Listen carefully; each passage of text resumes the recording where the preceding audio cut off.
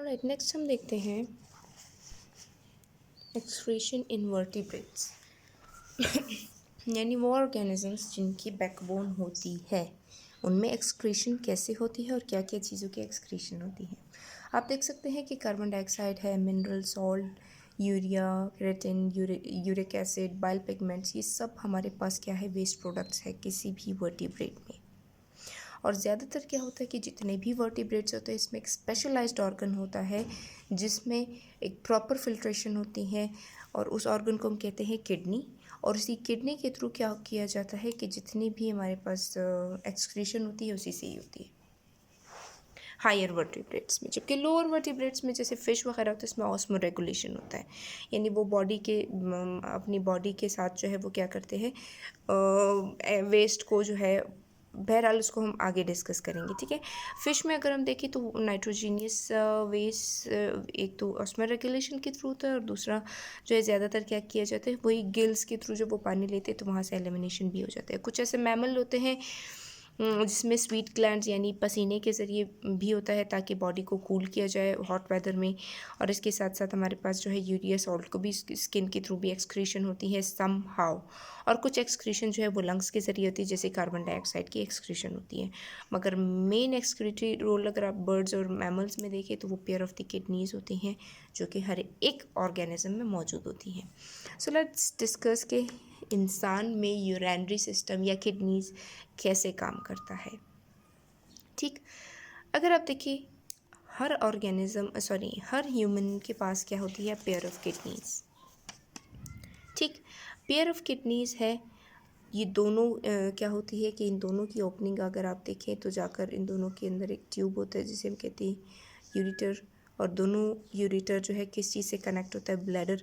और ब्लैडर इसके बाद ओपनिंग होती है जिसे हम कहते हैं यूरिथ्रा।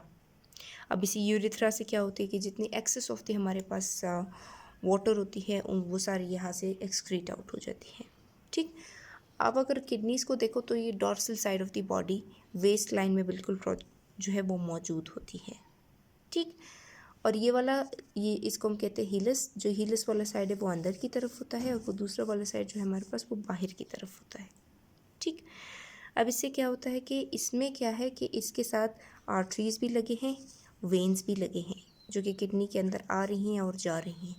इन सब का फंक्शन क्या होता है कि ब्लड में या ब्लड के ज़रिए क्या करते हैं ये लोग, एक्सक्रीशन करते हैं। एब्जॉर्प्शन होती है किडनीज़ में और रीएब्जॉर्प्शन होती है। देन अगेन क्या किया जाता है कि जो वेस्ट मटेरियल होता है वो ब्लड से निकाला जाता है और इन किडनी में भेजा जाता है और किडनी से क्या किया जाता है, ब्लैडर में। अब किडनी में से क्या चीज़ होती है जो कि ये फिल्ट्रेशन करती है और ये सारी चीज़ें करती हैं, वन बाय वन यहाँ पे डिस्कस करेंगे। अगर हम किडनी को बिल्कुल लॉन्गिट्यूडनल सेक्शन में काटें तो हमारे पास मुख्तलिफ रीजन पाए जाते हैं। जैसे पहला रीजन अगर आप देखिए, बिल्कुल ये डार्कर रीजन आपको जो ये नज़र आ रही है, ये डार्क रीजन, डार्क लाइन जो आपको नज़र आ रही है, इसको हम कहते हैं रीनाल कॉर्टेक्स या कॉर्टेक्स कहा जाता है। इससे अंदर की तरफ आप मूव करें, ये सारा रीजन जो है ये मेड्यूला कहा जाता है, थोड़ा सा पेल होता है। और मेड्यूला के साथ आपको जो ये शेप नज़र आता है, ये पिरामिड शेप नज़र आता है, आपको रीनाल पिरामिड्स कहते हैं। रीनाल पिरामिड के अंदर ही अगर आप देखोगे, इसके साथ ही हमारे पास क्या होता है, ये छोटे छोटे नेफ्रॉन्स होते हैं। ठीक, रीनाल पिरामिड्स के अंदर आपको नेफ्रॉन्स नज़र आएंगे और हर नेफ्रॉन का ट्यूब जो है वो कहाँ पर आकर जो है उसकी एब्जॉर्प्शन वगैरह कहाँ पर होती है, वो यहाँ पर इस जगह पर होती है। हीलम के बाद ये रीनाल पेल्विस की तरफ इसकी ट्यूब जाती है। ठीक, इस जगह को रीनाल पेल्विस कहते हैं। ये ओपनिंग जो है यहाँ से खुलती है, ये फनल लाइक, ये स्पेस बिल्कुल centre of the concave surface, इसको हम कहते हैं रीनाल पेल्विस। ठीक, रीनाल पेल्विस से नीचे आप देखोगे कि हमारे पास क्या है, यूरिटर होता है और ये दोनों किडनीज़ में आपको ये नज़र आएंगी। वहाँ से ब्लैडर और वहाँ से फिर यूरिथ्रा होता है। अगर आप देखें कि मेन एब्जॉर्प्शन का जितना भी फंक्शन होता है वो किसके ज़रिए होता है, नेफ्रॉन। तो हम देखते हैं कि एक नेफ्रॉन में बेसिकली होता क्या है और उसका शेप या स्ट्रक्चर क्या है। बेसिकली अगर आप नेफ्रॉन को देखें तो उसके बिल्कुल सेंटर में आपको नज़र आएगा cluster of capillaries, blood capillaries, यानी ये आर्टरीज मिलकर एक क्लस्टर बनाते हैं इसके अंदर, उसको हम कहते हैं ग्लोमेरुलस। ग्लोमेरुलस को किसी चीज़ ने ऐसे बाहर से प्रोटेक्ट किया जाता है, उसको हम बेसिकली कहते हैं बोमेंस कैप्सूल। ठीक। जो बोमेंस कैप्सूल होता है, ये बोमेंस कैप्सूल है। अब ये दोनों जाकर क्या करते हैं कि आर्टरीज भी हैं, यहाँ से वेन भी है, ये मिलकर क्या करती है कि यू शेप एक जो है वो बनाती हैं, प्रोजेक्शन बनाती हैं। इस यू शेप का हम लोगों ने नाम दिया यू लूप ऑफ हैनल। और फर्दर क्या है कि अगर आप इसको देखिए, ये कहाँ से, ये मुख्तलिफ़ ट्यूब्यूल्स के ज़रिए जुड़े होते हैं और यहाँ पर कलेक्टिंग डक्ट होता है। कलेक्टिंग डक्ट के बाद ये वाला area tube leading towards the pelvis, ये पेल्विस की तरफ आता है, फिर यूरेट्रा और इसी तरीके से ब्लैडर एंड एक्सक्रीशन का प्रोसेस यहीं से ही कम्प्लीटली होता है। अब हम देखते हैं कि कैसे ये सारी चीज़ें होती हैं। ठीक,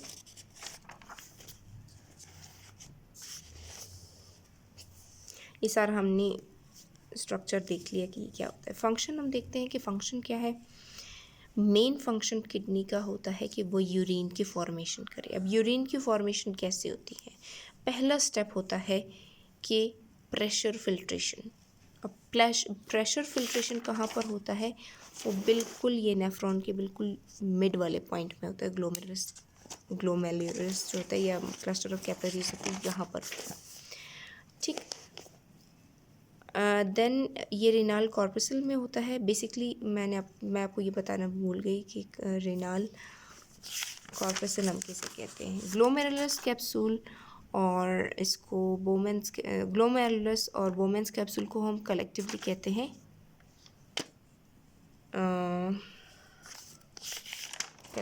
हम इनको कहते हैं रेनाल कॉर्पसल। ठीक है, अब ये रेनाल कॉर्पसल में क्या हो गया कि यही प्रोसेस जो है वो वहीं पर होगा। अब ब्लड प्रेशर ग्लोमेरुलस में आता है, उसमें फिर हमारे पास रेड ब्लड सेल के अलावा प्लाज्मा प्रोटीन जो कुछ भी होती है वो वहाँ पर आता है। वो फिल्टर होता है बोमेंस कैप्सूल में, और वहाँ पर क्या होते हैं, बोमेंस की फिल्ट्रेट्स लगे होते हैं। वो बेसिकली क्या करता है, जितने भी salt, glucose, urea, uric acid dissolve water में होते हैं, वहाँ से वो उसको डिज़ोल्व वाटर से जो है वो क्या करती है, फिल्टर करती है। अब ग्लोमेरुलस कैप्सूल से डायरेक्टली वो रेनाल कॉर्पसल से जाता है और रेनाल टिब्यूल की तरफ जाता है। ठीक, अब दूसरे स्टेप में क्या होता है कि जब वो रेनाल टिब्यूल में गया है तो टिब्यूल से वापस वो सेकंड स्टेप होता है कि वहाँ पे सिलेक्टिव रीएब्जॉर्प्शन होती है। यानी फिर भी हमारे पास नेटवर्क ऑफ ब्लड कैपिलरीज मौजूद होती है इस टिब्यूल के गिर्द, कि जितनी भी चीज़ें अगर स्टिल चाहिए, चाहे वो सॉल्ट हो या ग्लूकोज हो ब्लड में, बॉडी के लिए बहुत ज़्यादा इंपॉर्टेंट है, तो वहाँ पर रीएब्जॉर्प्शन होती है। जब रीएब्जॉर्प्शन का पूरा प्रोसेस हो गया तो तीसरे स्टेप में क्या होता है, जो जितना भी हमारे पास वेस्ट मटेरियल, अननेसेसरी सॉल्ट रह गया, यूरिया, यूरिक एसिड, जो कुछ भी रह गया है, वो एक्सेस वाटर रह गया है जिसको हम अब यूरिन कहलाते हैं, वो टिब्यूल से, उसी टिब्यूल से होता है वो कहा जाता है पेल्विस ऑफ द किडनी, और किडनी से यूरिटर, यूरिटर से यूरिनरी ब्लैडर, और यूरिनरी ब्लैडर से हमारे पास किधर जाता है, यूरिथ्रा की ओपनिंग से निकल जाता है। सो ये बेसिकली सारा प्रोसेस फंक्शन 3 स्टेप्स में होता है। एक और प्रोसेस होता है जिसे हम कहते हैं ऑस्मो रेगुलेशन। ये भी एक फंक्शन होता है किडनी का। ऑस्मो रेगुलेशन बेसिकली क्या है कि कंट्रोल ऑफ वाटर और दूसरे और इंग्रेडिएंट जैसे हमारे पास सॉल्ट होते हैं, एसिड वगैरह होते हैं ब्लड के अंदर, उसको कॉन्स्टेंटली क्या किया जाता है कि वाटर के साथ जो है डाइल्यूट किया जाता है, और बल्कि इनके अमाउंट को बैलेंस किया जाता है। बैलेंस कैसे किया जाता है कि अगर हमारे पास ब्लड में बहुत ज़्यादा वाटर हो और और थोड़ा ही वाटर रीअब्जॉर्ब हुआ रेनाल ट्यूब्यूल से, और जबकि हमारे पास हम देखते हैं कि बहुत ज़्यादा पानी जो है वो ब्लैडर में चला गया है, तो उस टाइम पे क्या होता है कि large volume of dilute urine जो है वो प्रोड्यूस होती है। और ह्यूमन बॉडी में क्या होती है कि वो एक्स्ट्रा वाटर जो है उसी यूरिक एसिड और सॉल्ट्स के ज़रिए वो रिमूव आउट कर देती है। अगर ब्लड हमारे पास बहुत ज़्यादा कंसनट्रेटेड है, जब ब्लड में ज़्यादा वाटर था तो जो यूरिन होता है, सॉल्ट वगैरह कम होता है, वाटर की अमाउंट ज़्यादा होती है तो एक्सक्रीट आउट। मगर जब क्या होता है कि ब्लड ज़्यादा कंसनट्रेटेड है और ज़्यादा वाटर भी एब्जॉर्ब हो गया है ब्लड में किडनी से, ट्यूब्यूल से, तो क्या किया जाता है, उस वक्त थोड़ी अमाउंट ऑफ यूरिन प्रोड्यूस होती है मगर कंसनट्रेटेड होती है। उसमें ज़्यादा अमाउंट क्या होता है हमारे पास, यूरिया या जितना भी वेस्ट प्रोडक्ट है वो होता है। अब उस सूरत में क्या होता है कि हमारा ब्रेन में हमारे पास एक पोर्शन होता है जिसे हम कहते हैं हाइपोथैलेमस। वो मैसेज लेकर आता है आपको प्यास की, भूख की। तो वो ड्रिंकिंग का जो मैसेज होता है कि आपने ज़्यादा पानी पीना है, वो आपके थर्स्ट सेंटर में ब्रेन में जाता है और वो वहाँ से जो है ब्लड क्या करता है, इसको रिस्टोर करता है इसकी कंसंट्रेशन को, कि पानी की कंसंट्रेशन कम थी तो वो जाके मेंटेन हो जाए। तो इन सारे प्रोसेस को हम कहते हैं कि ऑस्मो रेगुलेशन होता है, क्योंकि ये रेगुलेट करते हैं osmotic strength of the blood, यानी ब्लड में पानी ज़्यादा या कम हो गया तो उसको बैलेंस करने के लिए ये प्रोसेस इस्तेमाल किया जाता है। हमारी बॉडी इसको या किडनीज इसको यूज़ करती है। अब इस किडनी से रिलेटेड खुदा ना खास्ता किसी की किडनी फेलियर हो जाए तो क्या होगा? क्या दोनों किडनी एक किडनी चली गई तो क्या इंसान ज़िंदा रह सकता है? डेफिनेटली ज़िंदा रह सकता है। कैसे? हमारे पास क्या होता है कि डायलाइज़र मशीन होती है, किडनी मशीन। बेसिकली डायलाइज़र आप देख सकते हो, ये डायलाइज़र, ये पूरा जो है ये डायलाइज़र कहलाता है। इसमें मुख्तलिफ आपको ट्यूब्स नज़र आएंगी।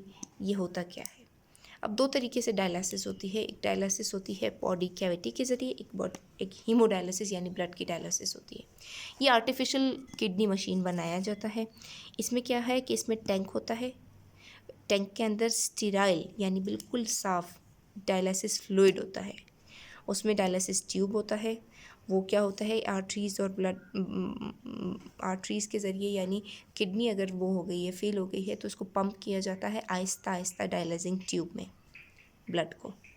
और उस ब्लड में से जितना भी वेस्ट मटेरियल होता है वो उस टैंक में आता है या उस डिफ्यूज़र में आता है। वहाँ पर क्या होता है कि डायलिसिस ट्यूब के अंदर एक डायलिसिस मेम्ब्रेन भी होता है। वो क्या करता है, डायलिसिस फ्लूइड उसको लेके जाता है डायलिसिस मेम्ब्रेन की तरफ, और वो मेम्ब्रेन से क्या होता है कि जितना भी वो वेस्ट मटेरियल है वो क्या हो जाता है, वो ड्रेन आउट हो जाता है और वापस जो है अभी साफ़ ब्लड जो है वो वापस क्या किया जाता है, उसी पेशेंट को दिया जाता है। वो उसके फोर आर्म में वेंस के ज़रिए वापस विड्रॉन किया जाता है। वो दोनों प्रोसेस एक साथ होते हैं। अब ये जो है तकरीबन अगर कोई डायलिसिस का पेशेंट हो, किसी की किडनी फेल हो गई हो एक, तो ये प्रोसेस जो है तकरीबन 2 या 3 मरतबा वीक में लाजमी है। क्यों? क्योंकि हमारी बॉडी में से वेस्ट जो है तकरीबन 4 से 5 घंटे के बाद वो वेस्ट निकलना बहुत इंपॉर्टेंट होता है, अदरवाइज़ बॉडी के लिए बहुत डेंजरस होता है। तो ये हीमोडायलिसिस हो गई, आर्टियल ब्लड डायलिसिस। बॉडी कैविटी में क्या किया जाता है कि बॉडी कैविटी यानी पेट एब्डोमिनल रीजन में क्या किया जाता है, एक छोटा सा डायलाइजिंग फ्लूइड होता है। पोर्टेबल मशीन होती है जिसको नॉर्मली जो है पेशेंट लेके भी जा सकता है। वो बिल्कुल पेट की कैविटी में इसको जो है वो क्या किया जाता है, वहाँ पे रखा जाता है। वहाँ पे क्या है कि जो गट की कैपिलरीज होती हैं, वहाँ पे क्या है, हमारे पास गट कैपिलरीज है। वो कैपिलरीज क्या करती है, as a dialysing membrane act करती है। जितना यूरिया ये वेस्ट होता है वो पेट से पंप आउट किया जाता है और वहाँ से जो है इसको डायरेक्टली जो है फ्लूइड जो वेस्ट होता है या जो फ्लूइड होता है उसको निकाला जाता है। जस्ट इन केस अगर बिल्कुल ही डायलिसिस के काबिल भी कोई पेशेंट नहीं हो तो उस सूरत में ट्रांसप्लांट किया जाता है। ट्रांसप्लांट बहुत ज़्यादा इंपॉर्टेंट है। अब बार बार डायलिसिस किसी पेशेंट की नहीं होती, तो वो चाहता है कि किडनी ट्रांसप्लांट करे। तो किडनी को ट्रांसप्लांट करने के लिए एक हेल्दी पर्सन की ज़रूरत होती है कि उसमें कोई किसी किस्म की बीमारी नहीं हो। और दूसरा क्या होता है कि दूसरा ये होता है कि बिल्कुल उसका कोई क्लोज रिलेटिव हो, तभी जाकर वो किडनी को डोनेट कर सकता है।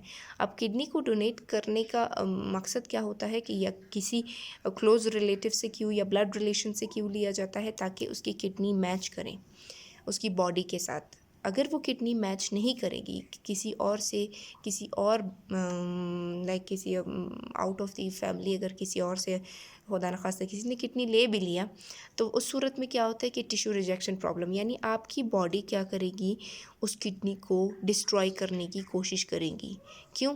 क्योंकि बॉडी समझेगी कि ये एक फॉरेन मटेरियल है, ये एक ऐसा मटेरियल है जिसको बॉडी एक्सेप्ट नहीं करेगी। उस सूरत में फिर टिश्यू रिजेक्शन की वजह से जितने भी किडनी जो जिन्होंने डोनेटेड किडनी थी वो भी डिस्ट्रॉय हो सकती है। उसके साथ साथ पेशेंट को बहुत ज़्यादा नुकसान हो सकता है और उस सूरत में हो सकता है कि वो पेशेंट जो है खुदा न खास्ता जो है वो उसकी डेथ भी कॉज हो जाए।